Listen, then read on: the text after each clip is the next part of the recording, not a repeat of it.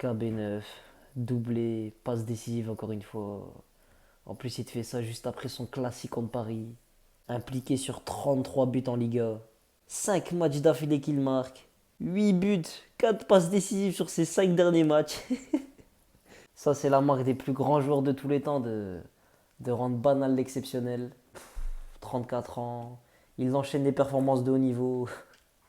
Pendant que Messi au même âge. Met 2 misérables buts en championnat.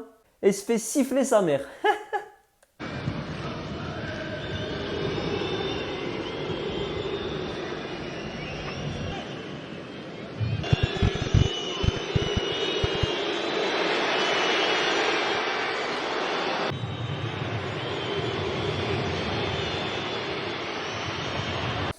La fin de carrière tragique pour le Nagui.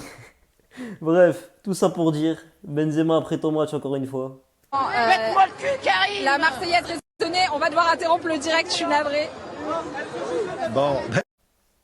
Mais la saison de gros porc que Benzema est en train de faire n'aurait pas été autant possible sans son acolyte de folie, le nouveau Pelé, Vinicius Junior, qui est d'une aide ultra précieuse en attaque pour KB9. Jusqu'à présent, l'équipe de la Newbie jouait avec un seul attaquant au pointe, Olivier Hatton, mais l'entrée en jeu de Baker a modifié les données du problème, et maintenant les attaques se font plus puissantes et bien plus dangereuses. Là où la saison passée, Benzema n'avait personne sur qui compter, et c'est d'ailleurs pour ça qu'on rate la Liga de si près, et bien cette année, il a trouvé son pendant en attaque, et ce duo de folie a littéralement marché sur la Liga en remportant le championnat à eux tout seuls. Et on l'a encore vu hier, le duo a littéralement détruit Mallorca. C'est encore une démonstration du talent de ces deux joueurs. Dès que tu te trouves en position de tir, allez. La balle de but, elle est là pour Vinicius. Et voilà, le Real Madrid mène dans cette rencontre. Il en faut toujours très peu à cette équipe, mais il leur faut toujours ces deux artistes, Benzema et Vinicius. 1-0 pour le Real, but de Vinicius sur une passe D de Benzema. Et c'est pas fini.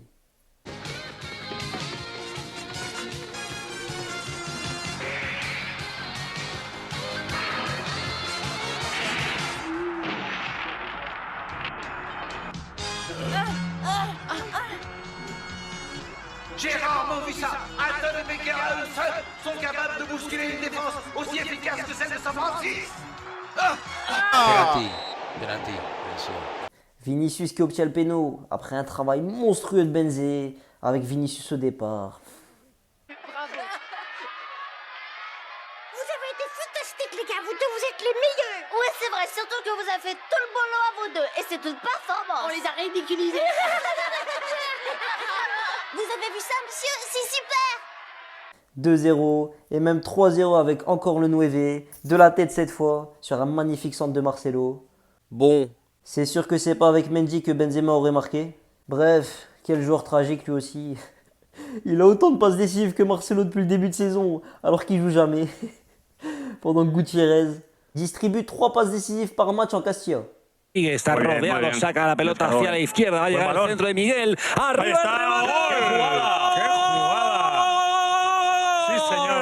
Maravillosa. Aranda es el primero que desequilibra. Encuentra la carrera de Aleve. Ojo, venga, ponla otra vez, como antes. Ahí está Miguel. Sí, señor. Sí, señor. Centro del campo, vamos a ver la salida de Mario. Bien, jugando rápido.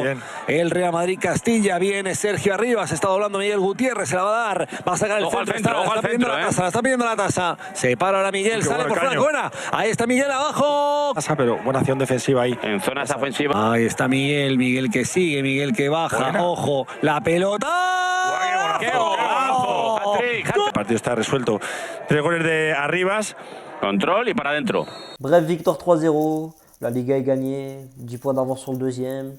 Autant vous dire que c'est fait les mecs, mais seul hic de la soirée, c'est cette blessure de Benzema.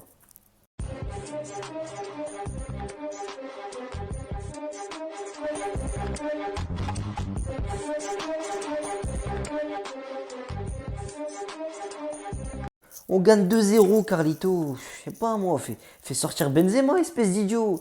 Parce que dire en conférence de presse à chaque fois que tu vois pas les joueurs fatigués, c'est bien.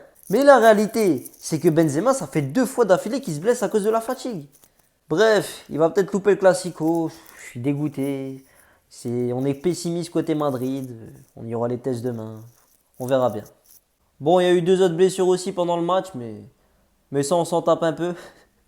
Mendy, pas bon au foot comme j'ai dit. Et Rodrigo, certes, il a fait une très très bonne entrée contre Paris mercredi, mais ça reste un joueur médiocre. On l'a encore vu hier. Bref, seul véritable problème, c'est qu'on va devoir se taper Asensio ce dimanche. Et ça, c'est bien triste les mecs. Si t'as kiffé cette vidéo, arrache la barre de like mon gars, ça fait énormément plaisir. N'oublie pas de t'abonner aussi, et nous on se dit à la prochaine pour Hagal du Barcelone et une nouvelle fois on espère. Salam à tous. Benzego l'a encore frappé, encore lui, toujours lui.